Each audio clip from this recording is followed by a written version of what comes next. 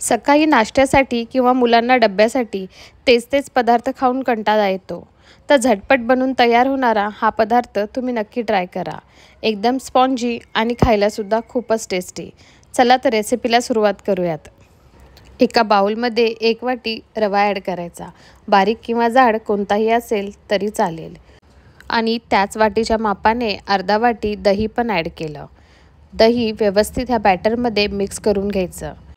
लागेल तेवढं थोडं थोडं पाणी ॲड करून ह्या बॅटरची कन्सिस्टन्सी इडली बॅटरसारखी करून घ्यायची.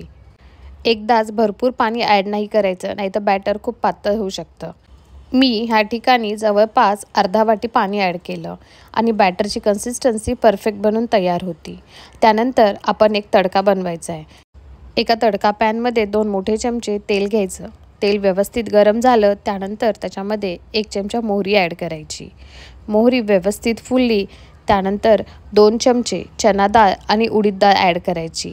आधी स्वच्छ धुवून घ्यायची, नंतर ॲड करायची. हे मिश्रण व्यवस्थित मिक्स करून घ्यायचं. ह्या नाश्त्यामध्ये ही फोडणी खूप महत्त्वाची आहे. तेल जर ॲड नाही केलं तर नाश्ता खाताना खूप ड्राय लागतो.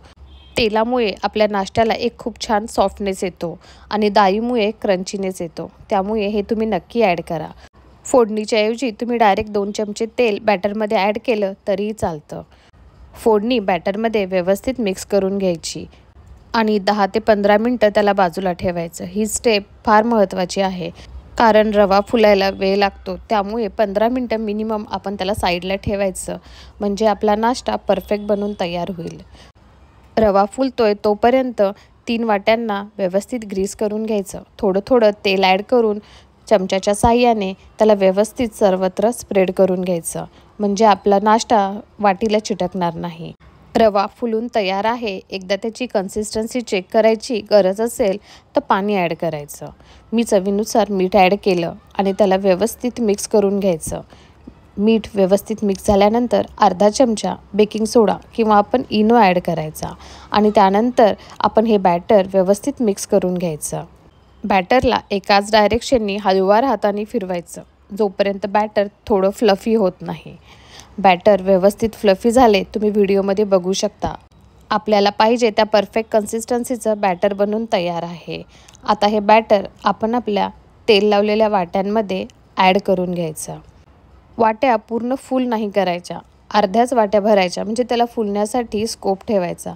व्हिडिओ दाखवल्याप्रमाणे सर्व वाट्यांमध्ये अर्धा अर्ध करून मिश्रण ॲड करून घेतलं.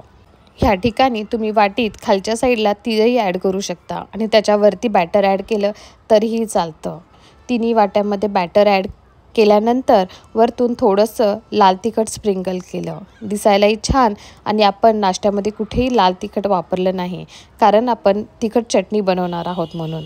वरतून थोडेसे तीसुद्धा स्प्रिंकल करायचे, म्हणजे दिसायलाही छान आणि खायला पण टेस्टी अँड हेल्दी. आधीच साईडला एका पॉटमध्ये पाणी गरम करायला ठेवायचं, म्हणजे जर थंड पाण्यामध्ये आपण आपला नाश्ता जर ठेवला आणि नंतर गॅस चालू केला तर प्रोसेसला वेळ लागतो आणि तो व्यवस्थित स्पॉन्जी पण होणार नाही. त्यामुळे आधीच करून ठेवायचं आणि नंतर त्यामध्ये आपलं बॅटर असलेल्या वाट्या ठेवून द्यायच्या. 10 ते 15 मिनटामध्ये व्यवस्थित फुलून आपला नाश्ता तयार होतो. व्हिडिओमध्ये तुम्ही बघू शकता की किती सुंदर अशी जाळी पडलेली आहे. ग्रीन चटणी किंवा टोमॅटो सॉससोबत तुम्ही हा नाश्ता सर्व करू शकता. थँक्यू.